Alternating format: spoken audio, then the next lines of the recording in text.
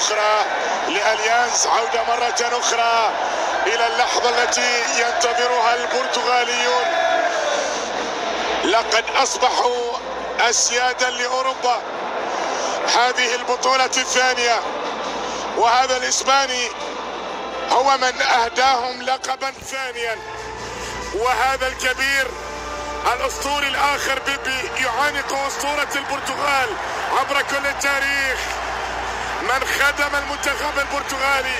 هذا برازيلي ولكنه عاش عمره مع البرتغال وأهدى البرتغال الكثير من الأفراح، وقد جلب لهم الكاس ليرفعوها بعد ذلك. له مكانة كبيرة، اعتزل بعد بطولة الأمم الأوروبية الماضية عندما بلغ 40 من العمر. يعمرون في البرتغال، يعمرون في البرتغال، لكن نعم اللي قال انه افضل ظهير ايسر في العالم الان عند حاج مندس. خفوا عليه شويه يا جماعه. نعم يتقدم للامام. عندك طبعا رئيس الاتحاد البرتغالي السيد فرناندو غوميز، ولدينا السيد الكسندر تشيفيرين رئيس الاتحاد الاوروبي. لقد نال جائزه المباراه، قلنا ذلك اثناء المباراه. هذا الظهير الايسر يستحق الرجل المباراة، ليس لأنه سجل الهدف الأول، وليس لأنه سجل من ركلة ترجيحية، ولكن لأنه قدم مباراة تاريخية أخرى، وقد توج بلقب آخر في أليانز بعد 8 أيام بالتمام والكمال من تتويجه مع باريس سان جيرمان. يحتفلون، وأي احتفالية، لكن الاحتفالية المنتظرة المرتقبة عندما يتقدم الأسطوري كريستيانو رونالدو. قبل ذلك الطاقم التحكيم السويسري، مباراة كبيرة بالمناسبة لهذا الرجل ليساندرو تشيرر مع المساعدة سوزان، مع يوناس بيرني، مع بقية الرفاق. طاقم تحكيم سويسري لم يشعرونا بالكثير من التوقفات في مباراة اليوم، وبالتالي أداروا مباراة نهائية، ربما كانوا في الموعد في هذه الأمسية. بعد ذلك هذا لامين جمال كابتن طارق ضياب قال أنه يجب أن يخرج عند الدقيقة 60، لأنه واحد من أقل مباريات لامين للأمانة، ويجب أن لا نحمل هذا الشاب الذي لا زال في 17 سنة 22 يوم الكثير من الضغوطات. وهذا ما طالب به بالمناسبة كريستيانو رونالدو عندما قال دعونا أو دعوا هذه الموهبة تنمو بصورة معتادة، في إشارة إلى كم الضغوطات وكم المقارنات. بالمناسبة يتقدم المنتخب الإسباني. شكرا لفويتي، لقد قدمت منتخب راقي جدا، أصبح حديث الكل، وأصبح مرشحا أينما حل وارتحل. وبالتالي إسبانيا قوة عظمى في كرة القدم، كانت كذلك طبعا مع ديل بوسكي، وكانت كذلك قبل ذلك، ولكنها أيضا تستمر الآن. والعناق الكبير، عناق أيضا مع موراتا الوحيد اللي ضيع في ركلات الترجيح. تحدث لأن أوباجيو، زيكو، يا موراتا، مارادونا، قائمة طويلة عريضة جدا، بلاتيني، كل هؤلاء العباقرة الأساطير أضاعوا ركلات في بطولات ككأس العالم، وبالتالي يحدث ذلك. الصورة مرة أخرى على الفارو موراتا لاعب جالتا سراي التركي، وهنا المنتخب الإسباني.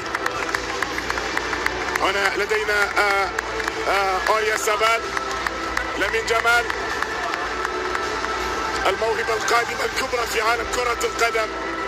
وهذه كأس دوري الأمم الأوروبية لقد كانت للبرتغال في 2019 على حساب هولندا، والآن مرة أخرى ثانية في 4 بطولات دوري الأمم الأوروبية أن تتوج البرتغال مرتين، فهي تتقدم الكل في ذلك. لاعبوا منتخب إسبانيا بدري، هذا لامين جمال. شوف كل اللقطات، كل الكاميرات، كل العدسات تراقب هذا الشاب الصغير.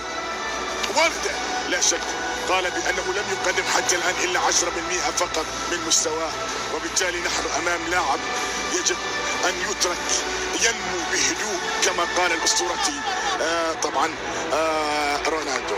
الآن المنتخب الفائز المدرب الإسباني، ليلة للبرتغال، ليلة للبرتغال، يبدأون يتقدمون ويصلون إلى حيث الكأس الثانية، ورونالدو تحديدا سيتوج بلقب الثالث بعد 2016 2019 الآن 2025. يا لها من روح يا أوناي سيمون، يا لها من روح. كرة القدم تعلمنا ذلك وفيها من الدروس لا شك في ذلك. هذا دييغو كوستا لم يكن ربما يتصور أن هذه الفرحة ستكون بعد مباراة 36، ليس إلا ومرة أخرى هنا طبعا مينديش رجل هذه المباراة النهائية، واللقطات من بيبي أسطورة البرتغال مع كريستيانو رونالدو. بقية الرفاق يتقدمون أكثر فأكثر ويصلون ويتركون آخر القادمين، آخر الواصلين، آخر الذين يرتقون بعد ذلك للستيج الخاص. إنه رونالدو الذي يعانق الآن فرناندو غوميز، بالمناسبة رئيس الاتحاد البرتغالي لكرة القدم. العناق كبير، الفرحة كبيرة، لا شك في ذلك، لأن الإنجاز في هذه السن أصبح أكبر من سجله في مباراة النهائية. وابسط يا عبد الشكرين، أنت تتكلم رونالدو، أنت تتحدث مع الرجل الذي سجل من الأهداف ما لم يسجله غيره في تاريخ كرة القدم. افعلها يا الدون، افعلها يا الدون، ولا تملك إلا أن تفرح لفرحته. ويقترب الآن هذه اللحظة المعتادة، يرفع كأسا أخرى وترفع البرتغال كأس دوري الأمم الأوروبية، لقب آخر يفرح به الدون ويواصل كتابة الأرقام القياسية في مسيرته الخالدة التي وإن انتهت بعد ذلك، ولكن سيذكر التاريخ وسيتذكر التاريخ بأن الدون بالفعل في كرة القدم علامة فارقة، لا شك في ذلك.